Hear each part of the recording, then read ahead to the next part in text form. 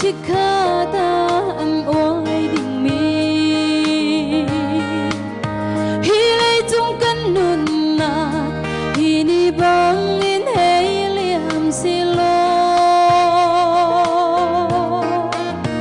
ko silam kan pan lai zum tu unau kan I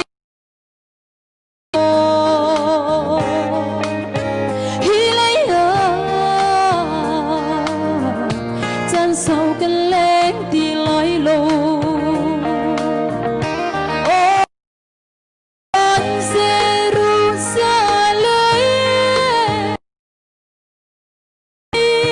cái du tu ta hi lấy cái chân mi cả ngày lô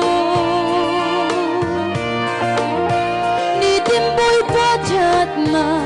công chim lê mà riêng tuần long hi lấy cây cần nung chân chúa si Amen.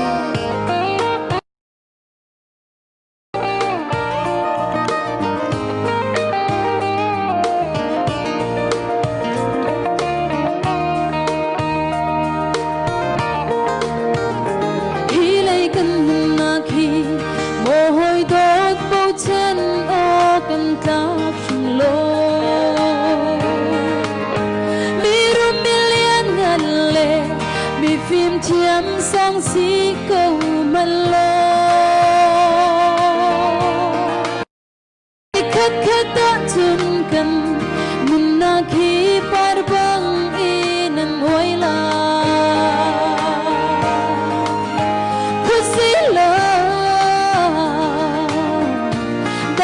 ban lai mồ hôi đổ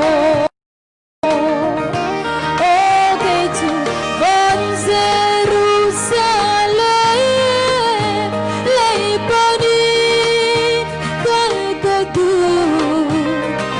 ta hi lấy cái chân mi cả ngày lâu đi tìm môi bao chợt na con chim lê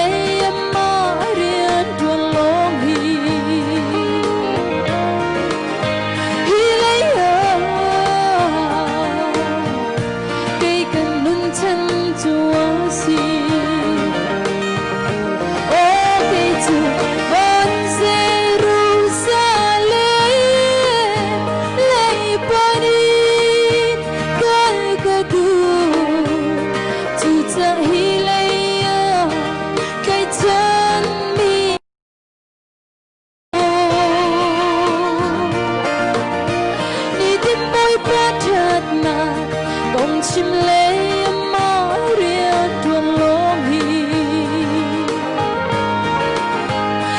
lấy cây cần nung chân chúa si hi lấy cây cần nung chân chúa si